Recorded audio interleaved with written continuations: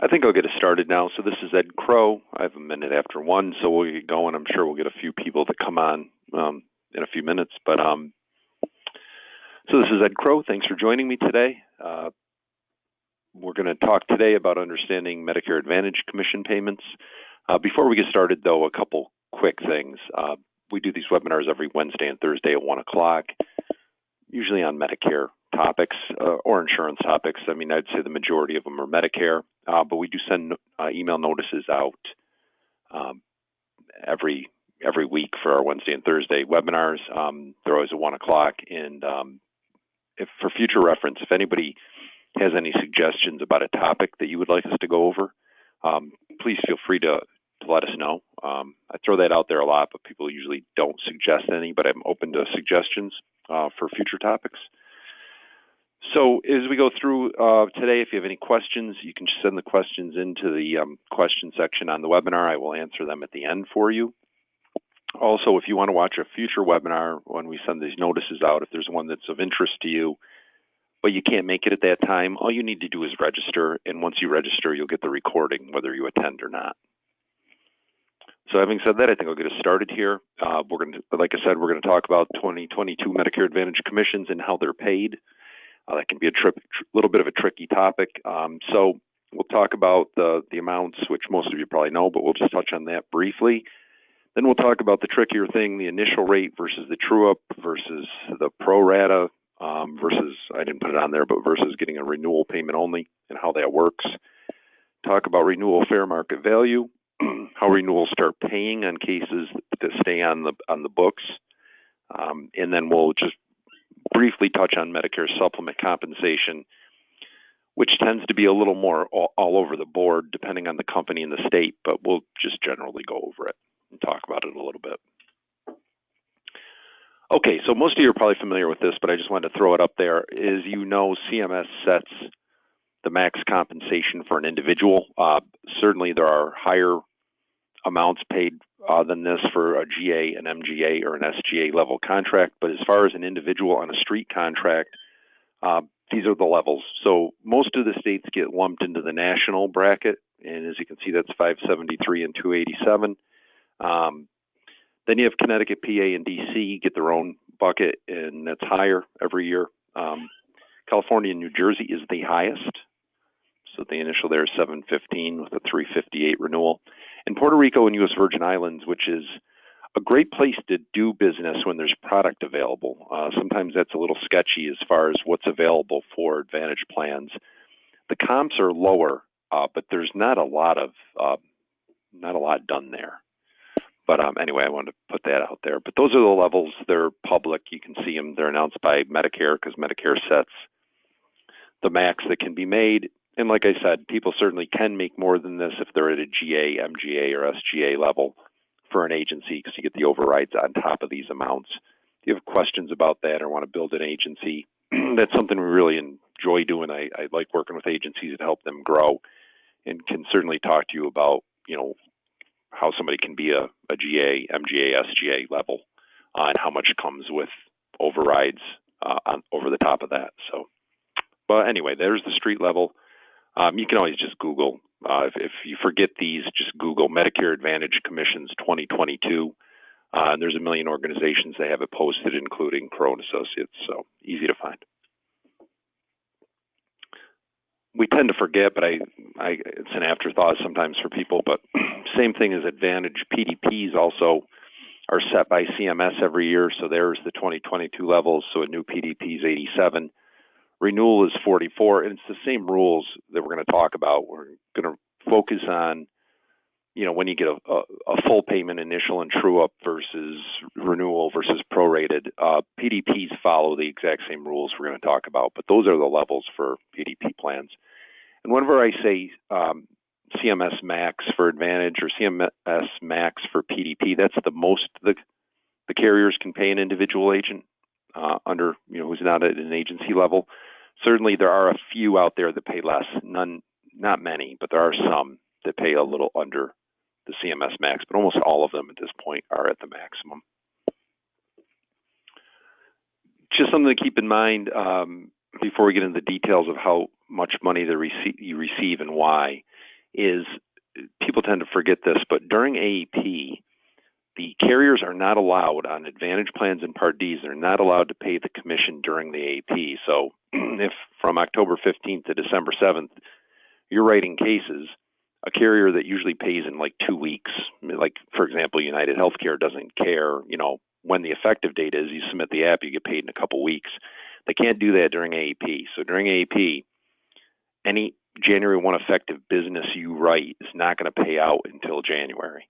So that's the difference. You write a case in March with Aetna or United or whoever it may be, you're going to get paid right away within a couple weeks, regardless of when it's effective. But during AEP, that doesn't happen. They'll pay out in January, like I said. That rule is not applicable, however, to med sups, not applicable to other products. Like that's why you see some people write, they'll have a mix of med sups, and those are paying normally. It doesn't hold until January, like Advantage and Part D. Same thing with hospital indemnity. People are, writing a hospital indemnity plan with their Advantage sales, or maybe like a high deductible G supplement sale. That indemnity plan is going to pay out like normal. It's not applicable to that AEP rule of not paying till January. By the way, if you have any questions as we go along, please just send them into the inbox, and I'll answer them at the end for you. Okay, so the tricky part is how much agents get paid for MAPD and PDP. I just mentioned the maxes, but it depends on the type of sale. I mean, not everything is a full commission, and it gets a little tricky to know sometimes what is and isn't. And then you throw into the mix that when you get paid by insurance companies, their commission statements tend to be different, and sometimes the way they pay the initial versus the true-up's different. So that can be a little tricky too.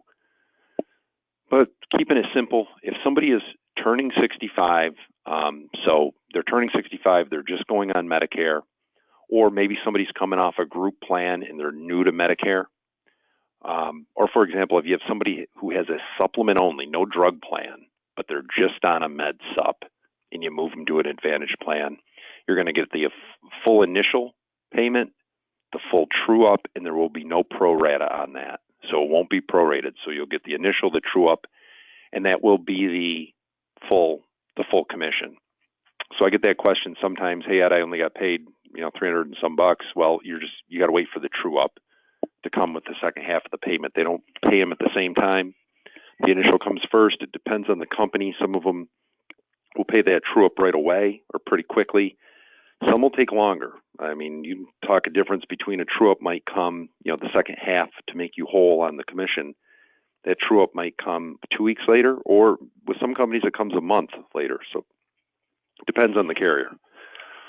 So for example, new to MA, you write a brand new, they're turning 65.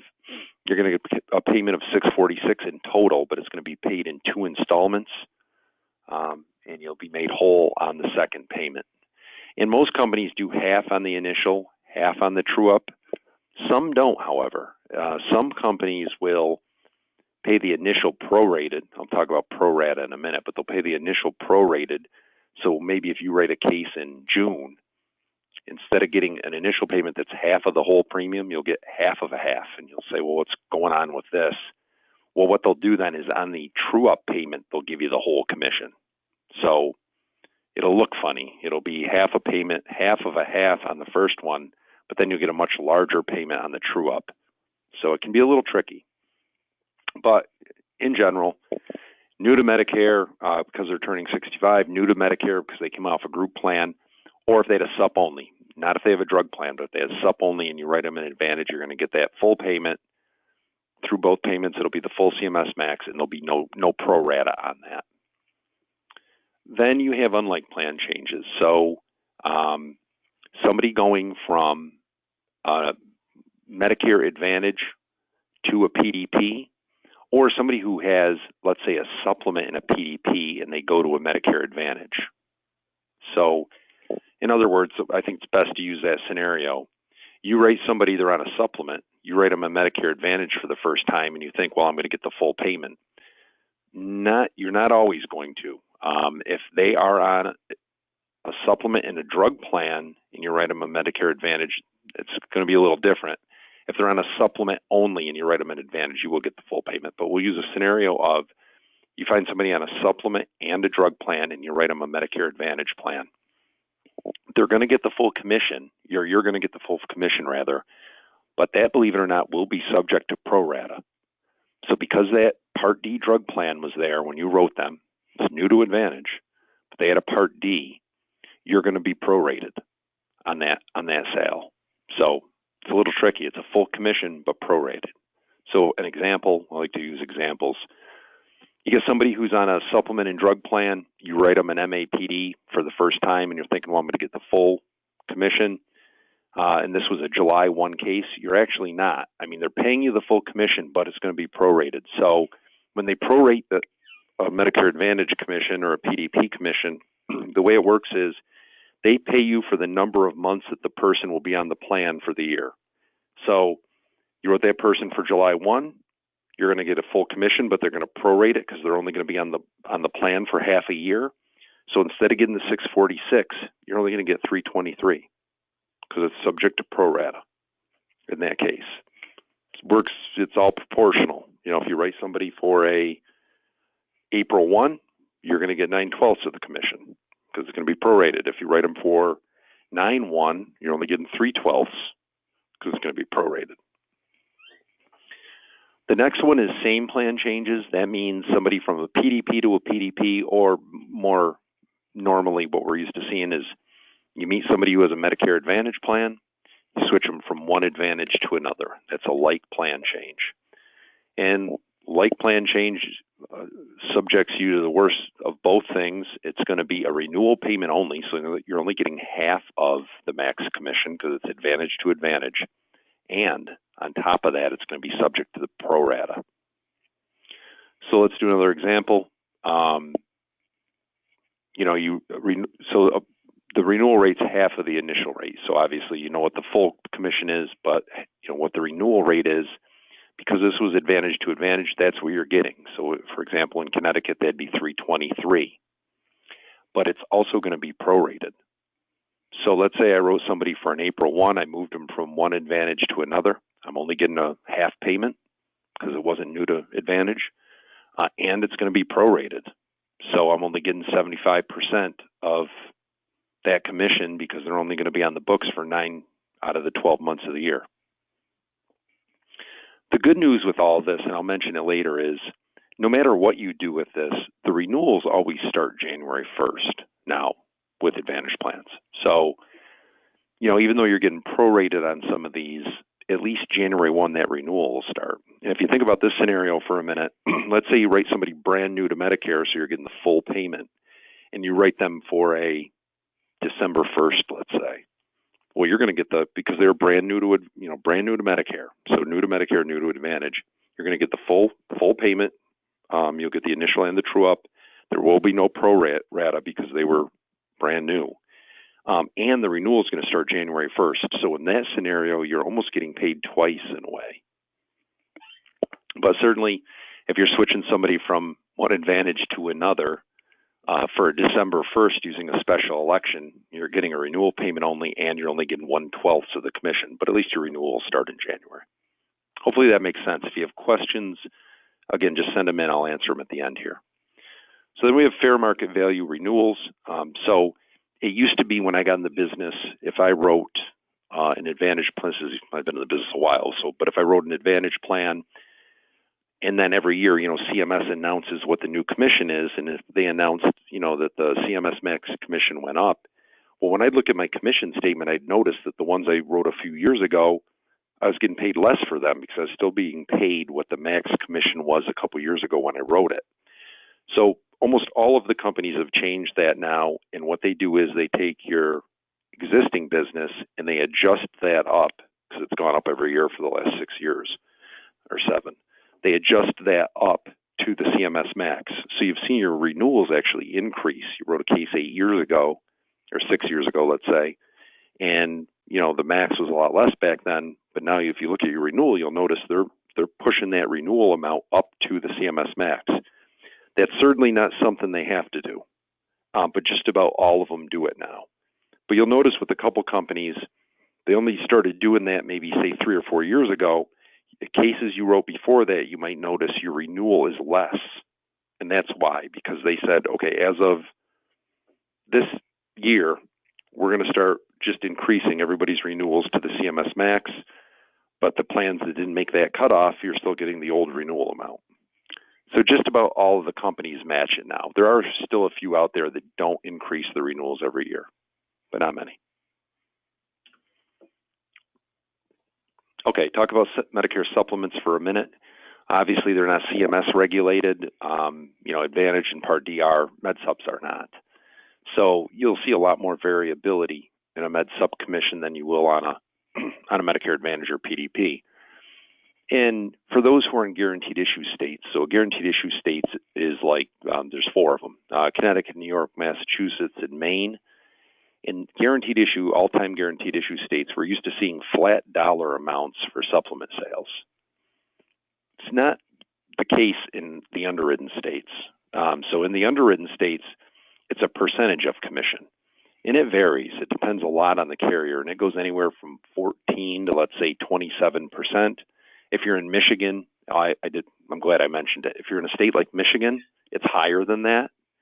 But it really depends on the company. But I would say on average, you see a commission in an underwritten state, an average of probably 20 to 22%, depending on the company, on a plan F or G sale, and then usually a little higher on an N, maybe 24 to 26.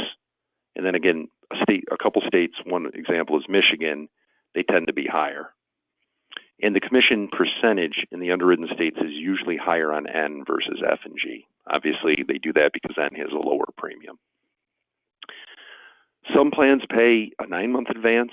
I know in Connecticut and New York, pretty much all the carriers pay on a 9-month advance. There are some that pay up to a 15-month advance. I was never a huge fan of the 15-month advance because you got potential for chargebacks there, but some people love it. Not as many companies do that anymore. I know Cigna's one that does a longer advance, but most are 9. And as I mentioned, guaranteed issue states, Connecticut, New York, Mass, and Maine, no underwriting allowed, and the commissions are usually flat dollar amounts.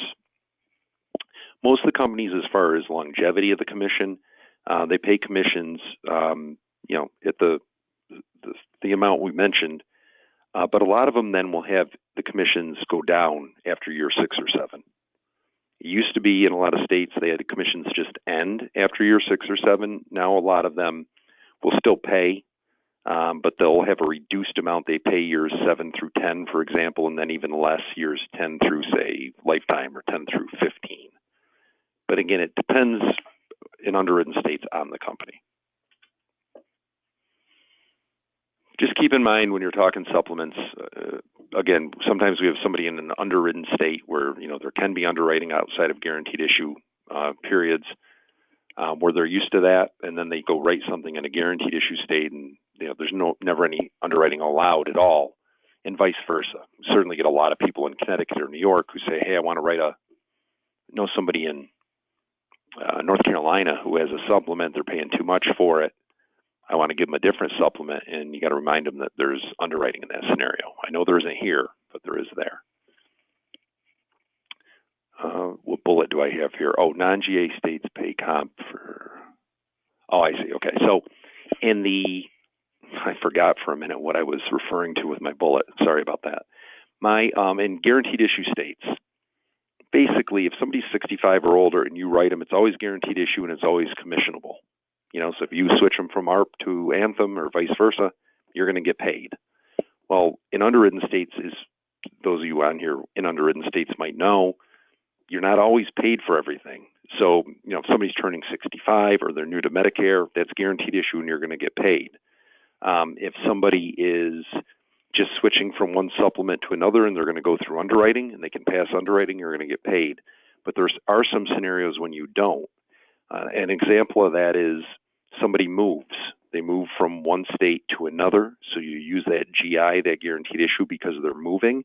It's not commissionable with all the carriers in that scenario. That's a guaranteed issue, non-commissionable situation. Another one that comes up a lot is some companies don't pay on guaranteed issue for trial right. So even in an underwritten state, somebody turns 65, you put them in a Medicare Advantage plan, and 7 months later, they say, you know what, I really want to go with the supplement. Well, they can on a guaranteed issue basis, even in an underwritten state, because you have a 1-year trial right when your first plan turning 65 is an advantage. But most carriers, if you use that guaranteed issue to move them to a sup with that trial right, won't pay commission, or very little if they do. The other trial right, and this one's probably used more, is say somebody in, I'm just making up an underwritten state like South Carolina, let's say. They start off with a supplement when they turn 65. A couple years down the road, they decide to try an advantage plan. Because they're trying an advantage for the first time and they've had nothing but a supplement, they have a 1-year trial right as well. So that person who tried an advantage plan for the first time, they've got a 1-year, a 12-month trial right where they can, on a guaranteed issue basis, dump that advantage and go back to a supplement anytime during the year. And that's great. But most carriers do not pay commission in that situation. So it's just got to be something to be aware of. And then lastly, in underwritten states, AEP and OEP, it certainly is an election to make a plan change, but it's not a guaranteed issue one. So a lot of times people think, well, I wrote somebody in Maryland and, or I found somebody in Maryland and they're on an advantage. They're very sick though, so they want to supplement, and AEP is coming up, I can switch them. Well, they're going to be still subject to underwriting there, even though it's AEP. Again, if you have questions, just send them in. A couple other things. I get the question a lot, do I need to check my commission statements with the carriers when I'm writing Advantage Supplement Part D? Yep, the question is absolutely yes, especially the initial commission. I know that's annoying, but we have found over the years there are some carriers that are better than others, but a lot of them, they're running, a 90% accuracy rate, so 10% will be screwed up or missing. So what I suggest at the least doing is at least check the initial commission. You write a case, check and make sure that you get paid on it initially. If you get paid initially, then 99-something% of the time, the renewal is going to pay. It's in the system. You know it's correct. It's coded under you. You're going to be fine. But you definitely, in the first place, should make sure you get paid on it. Because if there's going to be a mistake, that's usually where it is. You write a case and you just never get the commission to start with. Once you get it, the renewals are pretty automatic. Are they perfect? No, but it's definitely worth checking commissions. If you write a lot of Medicare business over time, it's worth checking them because over time you'll save yourself or recapture a lot of money by doing that. Okay, so Medicare commissions, as I mentioned, they're set by CMS. So they put a maximum on how much a street level agent can be paid. Of course, there's more commission than that available via overrides if you're a GA, MGA, or SGA level contract. That's a topic really for a different webinar to get into those details. I like to try to keep my webinars fairly short, and I'm over already time-wise. But if you have questions on that, how that works, I certainly can send you a recording of a previous webinar we did. And then I think my last topic was chargebacks. So I'm sure most people on here are familiar with a rapid disenrollment on Advantage or PDP. But the common thinking is, as long as it's on the books for 3 months, I avoid the rapid disenrollment. So let's say you put somebody in an Advantage plan. And by the way, rapid disenrollment means even if they were on the plan for a few months, rapid disenrollment, they charge back the full commission. It's not prorated. But even myself, I used to think, okay, well, as long as they get into the 3rd month, because it always says they got to be on the books at least for 3 months to avoid the rapid disenrollment and get the full chargeback. It's actually not the case. They got to make it into the 4th month. So if at the end of the 3rd month you have somebody who terminates and goes to a different Advantage or something else, you're going to get a rapid disenrollment for that. They're going to charge back the full premium, or full commission rather for that. It's got to get into month 4, so it's got to be in the books for 4 months, basically. And people will ask, well, what if after the 4th month they disenroll? Well, then you're going to get charged back, but it's going to be prorated. They're going to charge you back, basically, it was on the books for 4 months, so you get credit for those 4 months, but they're going to charge you back 8/12 of the commission, more or less.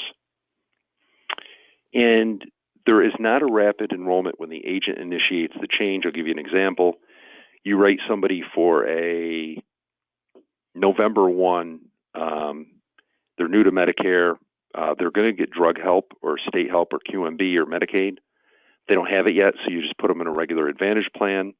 Then in January, they have the QMB in place or Medicaid, and you switch them to a dual plan. You're not going to get a rapid disenrollment for that because you initiated that change. However, you will still get screwed because they were only on the books for a few months. So you are going to get a prorated chargeback, and then when you write the new plan form for January, that's a Medi to Medi. You're only getting a half payment then. So you're going to lose out a little bit in that scenario. Not much you can really do about it, but just so you're aware. Okay, let's see if we have any questions. I think we do have a few. Let's see. We do. Would like a seminar to review the difference between underwritten states versus Connecticut. Okay, yeah, thank you for the suggestion. We definitely can do that.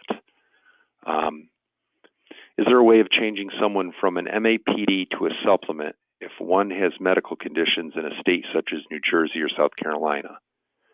Well, it does. Okay, so if you're in a state like South Carolina and you're not in a guaranteed issue period and they have a major medical condition, they're going to get denied. They won't be able to switch. It's really what that means. I mean, it's going to be underwritten. Now, if they got a guaranteed issue situation, meaning they turn 65 or they move to a new state or they're using a trial right, they can switch then. But if you just get somebody who's been on a supplement or an Advantage plan for that matter, for let's say 3 years, they're 68. They went on when they were 65. They're 68 now. They're in South Carolina. They want to move to a supplement, and they have some basic medical conditions. They'll clear underwriting. But if that person has some major medical conditions and they want the supplement, they're not going to get it. They're going to get denied. They're not going to pass underwriting. Somebody said Medi half commission. What does that mean? Oh, okay. What I meant by Medi half commission was if you move somebody from Medicare Advantage to another Medicare Advantage, you're only getting paid the renewal, just half of the full commission. So that's the same with every carrier. So I talked to somebody, during AEP, they're on an Aetna Medicare Advantage plan. I suggest they move to a United one, so I write them United for January. It's not full commission. You're not getting the 640 or whatever it is. You're going to get a renewal only because it's from Advantage to Advantage, so it's only half the commission. Hopefully that makes sense. We got a couple more questions. Let's see. Does enrolling somebody to Dsnip, is that still full commission? Which is, again, it follows the same rules. So if somebody's turning 65, put them in Dsnip, full commission. Somebody's just new to Medicare because they lost group coverage, put them in a Dsnip, full commission. If somebody is on Medicare only, okay, so they only have Medicare A and B, that's all they have. And for the first time you write them an Advantage plan, full commission. However, if somebody is in a Medicare Advantage plan, you meet them and put them in a Dsnip. That's Medicare Advantage to Medicare Advantage because a Dsnip is an Advantage plan. That's going to be half. Okay, let's see. One more question I think here. Can that South Carolina person who has been on high deductible F, can they switch to F with health issues? No, they can't. They're going to be, if they're major health conditions, they're going to get blocked. Let's see, do we have any other questions? Those are good questions, by the way. It looks like that's all we have. Okay, well, if there's any other questions, please feel free just to call or email. We're going to do 2 new webinars next Wednesday and Thursday at 1. We'll shoot out the topics on Monday. We will record this. We'll send you the recording. And we'll send you some other information on some of the programs we offer. We have a really good seminar program that's been working great. Our lead program, Those Who Write Final Expense, Best Plan Pro has been great for us, for the agents that use it. We'll send you updates out on various things that we offer. But I appreciate you joining us today. And if you have any questions, certainly give us a call. Oh, I have one more question, sorry. If I move someone from MedSup to MedAdvantage, then in March they want to go back to MedSup.